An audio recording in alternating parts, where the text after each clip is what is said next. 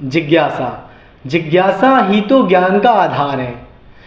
अगर किसी व्यक्ति के पास जिज्ञासा नहीं है तो किसी भी चीज़ को नहीं सीख सकता है। उपनिषद वेदों के ज्ञान कांड है। ये ज्ञान दीपक है जो सृष्टि के आदि से ही प्रकाश देते चले आ रहे हैं और प्रलय पर्यंत प्रकाशित होते रहेंगे।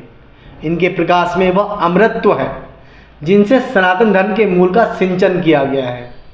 उपनिषद अध्यात्म विद्या अथवा ब्रह्म विद्या को कहते हैं। अध्यात्म जो अंदर की खोज करता है, जो बताता है कि मूल ज्ञान क्या है, और ब्रह्म विद्या जो ईश्वर की बनाई विद्या है।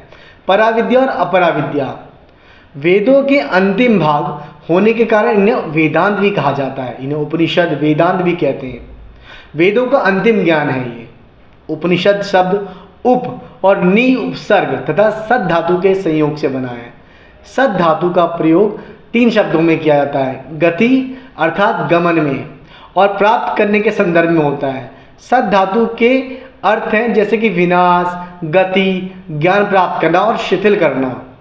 इस प्रकार उपनिषद का अर्थ हुआ जो ज्ञान पाप का नाश करे, जो सच्चा ज्ञान प्राप्त कराए, आत्मा के रहस्य को समझाए तथा ज्ञान को शिथिल करे, अज्ञान खत्म करे, अविद्या खत्म करे, परम ज्ञान की प्राप्ति करा दे। पाणिनि ने अष्टाध्यायी में इसका प्रयोग किया है और रहस्यात्मक प्रयोग किया है। कौटिल्य ने भी अपने महत्वपूर्ण ग्रंथ अर्थशास्त्र में युद्ध के संकेत की चर्चा की गई है उपनिषद शब्द का प्रयोग करके, जिससे स्पष्ट होता है कि इसका संबंध रहस्य ज्ञान से है।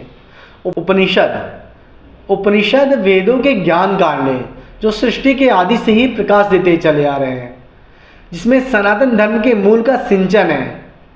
अनंत शक्ति की ओर, जगत के दुखों से अनंत आनंद की ओर, शांति की ओर, जन्म मृत्यु के बंधनों से अनंत शांति की ओर जो ले जाता है वो उपनिषद कहलाता है। जिज्ञासा ही तो ज्ञान का आधार है।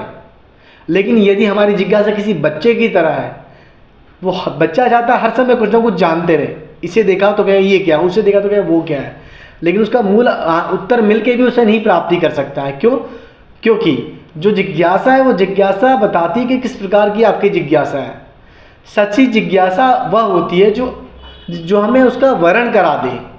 आत्मा उसी का वर्णन करती है जो जिज्ञासा रखता है उसके प्रति। या किसी विषय की जब हम जानने की जिज्ञासा रखेंगे तो विषय हमें तब प्राप्त होगा जब हम अच्छे से उस कार्य में लगे रहें।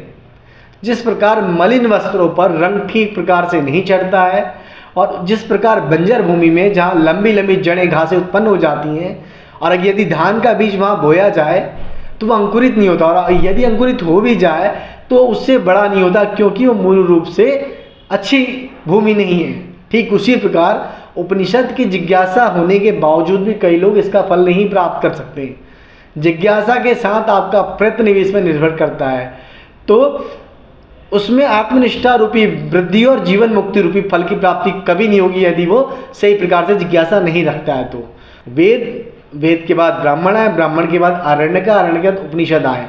उपनिषद वेदों का अंतिम ज्ञान कहलाता है। उपनिषद को वेदांत भी कहते हैं। वेदों का अंतिम ज्ञान वो वेदांत है। तो उपनिषदों में क्या मुख्य बातें दी गई हैं कि स्वयं से प्रश्न करना, मैं कौन हूँ, मेरा जन्म किस लिए हुआ, मेरे कर्म क्या है, मुझे क्या करना चाहिए, ऐसा करूँगा तो क्या होगा, ईश्वर कौन है, सृष्टि क्या है, ये सृष्टि बनी कैसे है, शरीर कैसे है, आत्मा कैसा है, ये कहाँ रहती है।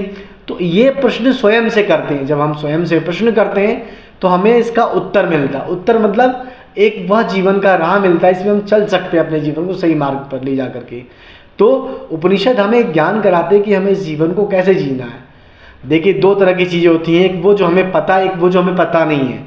जो हमें पता नहीं है उसका हमें पता लगाना चाहिए। जैसे योग क्रिया में नादानुसंधान एक क्रिया है, वहाँ बताया गया है कि एक ध्वनि आपके शरीर के अंदर उच्चारित होती है जो ओम है। वो ओम ध्वनि को हमें पता लगाना चाहिए नादानुसंधान की क्रिया से। ठीक उसी प्रकार वहाँ जिज्ञासा है और यहाँ पे भी जिज्ञासा है।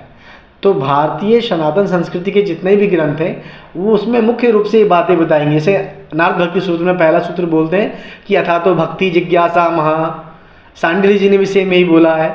उधर बोलते हैं हमारे मीमांसा में जैमिनी जी कि अथा तो धर्म जिज्ञासा, फिर अथा तो कर्म जिज्ञासा।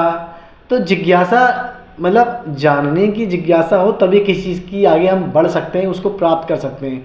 तो स्वयं से प्रश्न करना, जब हमें उत्तर मिल जाए तो हम उस परम शक्ति को जान सकते हैं जो पराविद्या और अपराविद्या है। तो ये रहा उपनिषद का कुछ मर्म, जो मर्म ये है कि ये बताता है कि हमें स्वयं को कैसे जानना चाहिए।